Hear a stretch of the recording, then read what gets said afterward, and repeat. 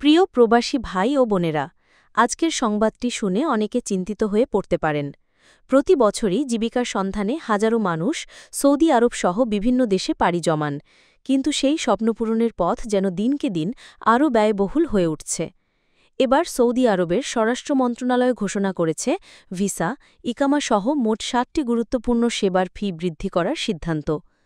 এর প্রভাব পড়বে লাখ লাখ প্রবাসীর ওপর, বিশেষ করে যারা নতুনভাবে যেতে চাইছেন অথবা ইতোমধ্যে সৌদি আরবে আছেন।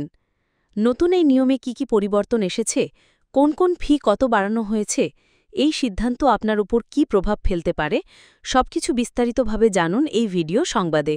সতর্ক থাকুন, সচেতন থাকুন, প্রবাস জীবনের প্রতিটি সিদ্ধান্ত যেন হয় জেনে বুঝে।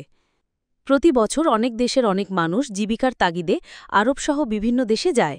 এর জন্য গুনতে হয় মোটা অঙ্কের টাকা। এবার সৌদি আরবের স্বরাষ্ট্র মন্ত্রণালয় ঘোষণা করেছে ভিসা, ইকামা সহ মোট ৭টি গুরুত্বপূর্ণ সেবার ফি বৃদ্ধি করার সিদ্ধান্ত। এর প্রভাব পড়বে লাখ লাখ প্রবাসীর ওপর, বিশেষ করে যারা নতুনভাবে যেতে চাইছেন অথবা ইতোমধ্যেই সৌদি আরবে আছেন। নতুন এই নিয়মে কি পরিবর্তন এসেছে, কোন কোন ফি কত বাড়ানো হয়েছে, এই সিদ্ধান্ত আপনার উপর কী প্রভাব ফেলতে পারে, সবকিছু বিস্তারিতভাবে জানুন এই ভিডিও সংবাদে। সতর্ক থাকুন, সচেতন থাকুন, প্রবাস জীবনের প্রতিটি সিদ্ধান্ত যেন হয় জেনে বুঝে। প্রতি বছর অনেক দেশের অনেক মানুষ জীবিকার তাগিদে আরবসহ বিভিন্ন দেশে যায়। এর জন্য গুনতে হয় মোটা অঙ্কের টাকা। এবার সৌদি আরবের স্বরাষ্ট্র মন্ত্রণালয় ঘোষণা করেছে ভিসা, ইকামা সহ মোট ৭টি গুরুত্বপূর্ণ সেবার ফি বৃদ্ধি করার সিদ্ধান্ত। শনিবার ৪ জানুয়ারি গালফ নিউজের এক প্রতিবেদনে এ তথ্য জানা গেছে। প্রতিবেদনে বলা হয়েছে, সৌদি আরবে প্রবেশ ও বহির্গমনের ভিসার ফি নির্ধারণ করা হয়েছে ১০৩.৫ রিয়াল।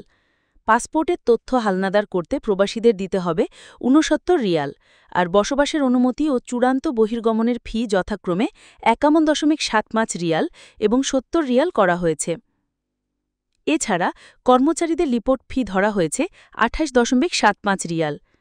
জানা গেছে, ভ্রমণ ভিসায় প্রবেশ করার পর যদি কেউ হারিয়ে যান, তবে তাকে যিনি আমন্ত্রণ জানিয়েছেন তিনি রিপোর্ট করতে পারবেন।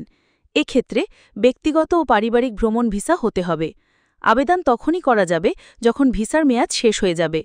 ভিসার মেয়াদ শেষ হবার ৭ দিন পর এ বিষয়ে প্রতিবেদন করা যাবে, কিন্তু ভিসার মেয়াদ শেষ হয়ে যাওয়ার ১৪ দিন পর আবেদন করা যাবে না, আর একজনের জন্য কেবল একটি রিপোর্ট করা যাবে এবং রিপোর্ট দাখিল পর তা প্রত্যাহার করা যাবে না।